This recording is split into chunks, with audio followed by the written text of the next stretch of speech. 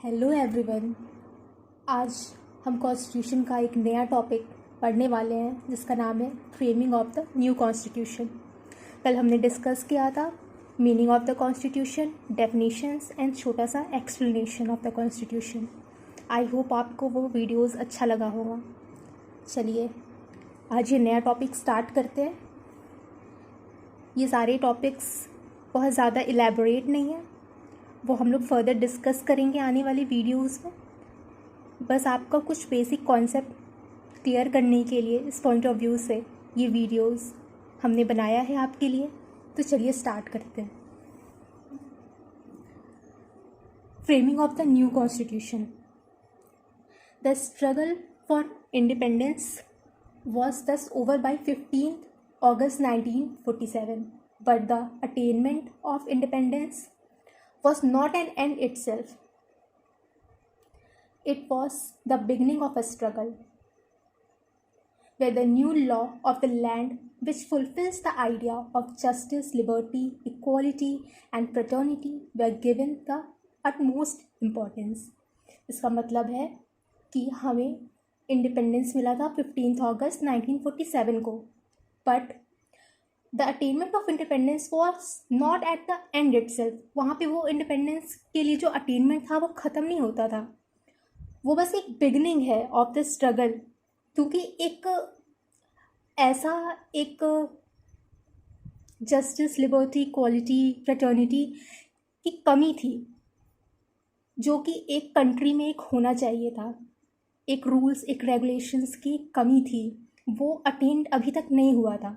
इसीलिए यहाँ पे कहा गया है कि independence was not at the end itself, it was the beginning of a struggle. In other words we can say that the need of a new constitution forming the basic law of the land for the realisation of these ideas was paramount. To establish a good democracy, the first task was undertaken by the independent India was framing a new constitution. जब India independence को प्राप्त हुआ तो फिर जो framers of the constitution ने देखा कि अभी डेमोक्रेसी जो कि बहुत ही अटमोस्ट इम्पॉर्टेंट फैक्टर है, उसको अटेन करना बहुत ज़रूरी है, जिससे कि पूरे कंट्री में justice, liberty, equality and fraternity आ पाए, जिसको हम कहेंगे कि पूर्ण तरीके से इंडिपेंडेंस। कि हाँ, हम अब पूरी तरीके से इंडिपेंडेंट हो चुके हैं। सब लोगों, पूरे जितने भी कंट्री के जो लोग हैं, सब लोग सबके बीच में इक्वालिटी है, सब लोग लिबरल हैं, जस्टिस हो रहा है, एक प्रॉपर तरीके से हमारा कंट्री फंक्शन कर रहा है। उसके लिए बहुत, उसको डेमोक्रेटिक कंट्री कहते हैं, जहाँ पे हम खुद अपने ही कंट्री के ऊपर शासन कर सके बाय द इलेक्टेड रिप्रेजेंटेटिव्स। तो वहाँ पे जो फ्रेमर्स थे उन्होंने ये चीज़ों को नोट किया और उनके दिमाग में ये आइडिया आया to establish to frame a new constitution. और इसका कुछ पिक्टोरियल रिप्रेजेंटेशन है, आप देख सकते हैं। Independence 15 August 1947, struggle for complete independence बोल सकते हैं समझने के लिए कि अभी भी पूरा एक इंडिपेंडेंट हम लोग स्वराज जिसको कहते हैं अभी पूरी तरीके से नहीं हुआ था, क्योंकि एक लॉ एंड ऑर्डर प्रॉपर तरीके का, एक कॉन्स्टिट्यूशन, रिटन कॉन्स्टिट्यूशन, गवर्नमेंट कैसे फंक्शंस जो हम लोग कल हमने डिस्कस किया था meaning and definitions of the constitution में, वो नहीं हुआ था अभी इस दौरान। ठीक है, ये जैसे आप देख सकते हैं एक डेमोक्रेटिक कंट्री नहीं हुई थी उस समय के लिए। तो इस वजह से फ्रेमर्स ने बहुत ही ज़रूरी समझा कि ये पैरामाउंट इम्पॉर्टेंट है कि सबसे पहले एक न्यू कॉन्स्टिट्यूशन को फ्रेम किया जाए। तो चलिए हम देखें, आगे बढ़ते हैं। तो कॉन्स्टिट्यूशन को फ्रेम करने के लिए सबसे पहले constituent assembly, cabinet mission plan आया था। उसमें क्या हुआ था, तो कॉन्स्टिट्यूएंट असेंबली का जो कॉन्सेप्ट है उसमें आया for the purpose of framing a new constitution. For the purpose of framing the new constitution, the concept of constituent assembly gave in the cabinet mission plan, जिसको कहते हैं कैबिनेट मिशन स्कीम, के तहत ये constitution assembly को बनाया गया था। एंड उसके जो मेंबर्स थे वो इलेक्ट किए गए थे by the provincial assembly. Indirect election था, जिसमें से 296 सीट्स जो थे for British India. The Congress captured 208 seats and Muslim league 73 seats and the rest was not filled up. जैसे कि यहाँ पे आप डायग्राम में भी देख सकते हैं, कॉन्स्टिट्यूएंट असेंबली, उसके जो मेंबर्स थे इलेक्ट किए गए थे by the provincial assembly and it came into being on November 1946 for the purpose of framing a new constitution। And सब सीट्स के बारे में बताया गया है। And it was not called as a sovereign body. जो कॉन्स्टिट्यूएंट असेंबली थी इस समय सॉवरेन बॉडी नहीं थी, क्योंकि it was brought by the British government and could be abolished by it. It had the limited powers, उसके पास powers भी लिमिटेड थे। उसको एक कैबिनेट मिशन स्कीम के तहत ही काम करना था। जो कैबिनेट मिशन प्लान था उसी के तहत उसको काम करना था। वो खुद से कोई डिसीजन नहीं ले सकती थी। ठीक है। After passing of the Indian independence act of 1947 it became sovereign body. तब उसको पूर्ण तरीके से सॉवरेन कहा गया कि हाँ अब वो फ्री है to frame any constitution it pleased. उसके पहले तक ऐसा कुछ भी नहीं कॉन्सेप्ट था। ठीक है, तो फिर हम लोग कुछ सर्टेन पॉइंट्स डिस्कस कर लेते हैं। ये रहा कॉन्स्टिट्यूएंट असेंबली के बारे में। अब ये है some important points about the constituent assembly and drafting committee. सबसे पहले है the first meeting of the assembly was held on 9 December 1946 में हुआ था as the sovereign constituent assembly for India. जिसकी फर्स्ट मीटिंग हुई थी कॉन्स्टिट्यूएंट असेंबली की वो 9 दिसंबर को हुई थी 1946 में।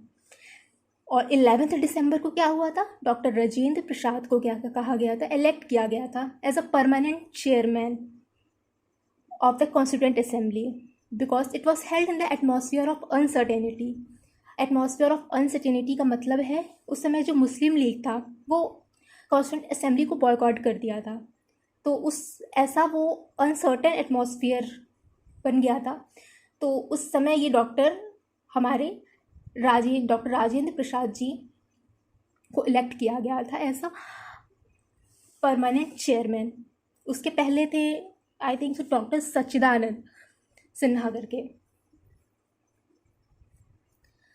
तो हम थर्ड पॉइंट पे आ जाते हैं। थर्ड पॉइंट है the assembly made a substantial progress although it was going through various uncertain atmosphere but then too the assembly made a substantial progress and adopted the objective resolution। जो एक resolution था, जो एक लक्ष्य था, M था, उसको अटेन करने में मतलब सक्षम रहा। which later became the preamble of the constitution। बाद में उसको preamble घोषित कर दिया गया, उस जो ऑब्जेक्टिव जो resolution था। फोर्थ पॉइंट है various committees were appointed to deal with the various aspects of the constitution। जब कॉन्स्टिट्यूएंट असेंबली फ्रेम हो गई, सॉवरेन हो गई कि अब वो एक न्यू कॉन्स्टिट्यूशन का निर्माण करने के लिए सक्षम है विदाउट एनीवंस इंटरफेरेंस, तब उसने क्या किया, various committees to deal with various aspects. बहुत सारे एक्सपेक्ट्स के लिए अलग अलग कमिटीज़ का निर्माण किया गया, जिसमें जो रिपोर्ट मिला वो रिपोर्ट एक बेसिस बन गया, एक आधार बन गया on which the first draft of the constitution was prepare. उसके बेसिस पे जो फर्स्ट ड्राफ्ट था उसको प्रिपेयर किया गया था। नेक्स्ट पॉइंट है on August 29, 1947 a drafting committee of 7 members was set up under the chairmanship of Dr. B.R. Ambedkar। B.R. Ambedkar chairman थे ड्राफ्टिंग कमेटी के और 7 मेंबर्स उस कमेटी में थे। On August 29, 1947 the drafting committee formed the draft constitution which was put before the Constituent Assembly on 21st Feb 1948। 1947 में ये drafting committee बनाया गया था और 1948 में 21 फरवरी को उन्होंने ड्राफ्ट कॉन्स्टिट्यूशन को कॉन्स्टिट्यूंट असेंबली के सामने रखा। जो ड्राफ्ट कॉन्स्टिट्यूशन था was thoroughly discussed in the Constituent Assembly within 8 months, 8 महीने तक उसको डिस्कस किया गया। And the members propose the amendments, बहुत सारे अमेंडमेंट्स को सारे मेंबर्स ने प्रपोज किया कि ये चीज़ें ऐड करनी है, ये अमेंडमेंट्स होने हैं। बहुत सारी चीज़ें, 8 महीने लग गए इस चीज़ को।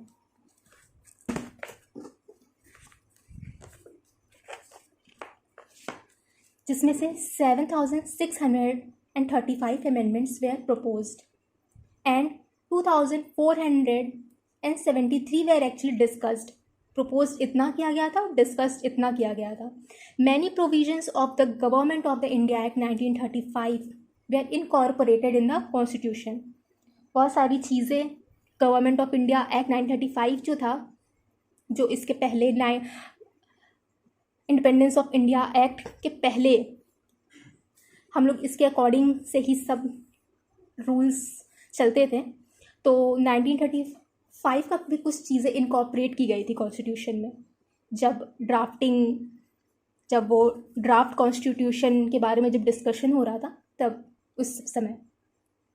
चलिए नेक्स्ट पॉइंट है the objective resolution. The objective resolution was moved by the Pandit Jawaharlal Nehru ji, which laid down the objective of the constitution to be framed by the assembly।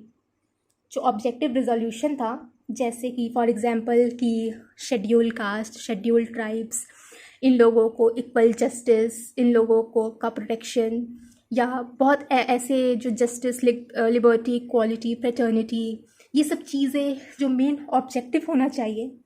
It was first, जिसको हम लोग कहते हैं objective resolution, was moved by the Pandit Jawaharlal Nehru ji. और उसके बाद से विच laid down the objectives of the constitution, जो कॉन्स्टिट्यूशन का एक ऑब्जेक्टिव बन गया। जो फ्रेमर थे वो एक ऑब्जेक्टिव उसको बना के उसको फ्रेम किए थे, जिसमें सर बी एन राव जो थे was the constitutional adviser to the constituent assembly. Sir B N Rao जो थे was the constitutional adviser to the constituent assembly. ठीक है, ये एक पॉइंट आ गया आपके सामने। अब नेक्स्ट है, टोटल 11 पॉइंट्स हैं, इसमें से 8 हमने डिस्कस कर लिए हैं, अब 3 बात बाकी हैं। ठीक है, उतना समझ में आ गया। अब ये नेक्स्ट है कि जो कॉन्स्टिट्यूएंट असेंबली था, 11 सेशन हेल्ड करने के बाद it took 2 years, 11 months and 18 days to make the Indian Constitution। 11 sessions बैठक हुई, सेशंस हुए, जिसको सेशंस हुए, it takes 2 years, 11 months and 18 days में it makes the Indian constitution. On 26th day of November 1949 the Constitution received the signature of the President Dr. Rajendra Prasad of the Constituent Assembly and was declared as passed। तब passed हुआ on 26th day of November 1949 को। फिर last points है the provisions relating to the citizenship. जो citizenships के से related provisions थे, election से, प्रोविजनल पार्लियामेंट से, टेम्परेरी एंड ट्रांजिशनल प्रोविजन से, they given the immediate effect, वो तुरंत इफेक्ट में आ गए फ्रॉम November 26, 1949। लेकिन जो रेस्ट थे, जो rest of the constitution, it came into force, वो फोर्स में आए January 26, 1950। This date is referred to as the date of the commencement of the constitution. इसी डेट को हम लोग कहते हैं रिपब्लिक डे। पूरी तरीके से कॉन्स्टिट्यूशन इफेक्ट में आया विथ ऑल द प्रोविजंस, उसको हम लोग कमेंसमेंट डेट कहते हैं, कि प्रॉपर तरीके से अब लागू हो गया। तो हम लोगों ने आज क्या क्या डिस्कस किया फ्रेंड्स?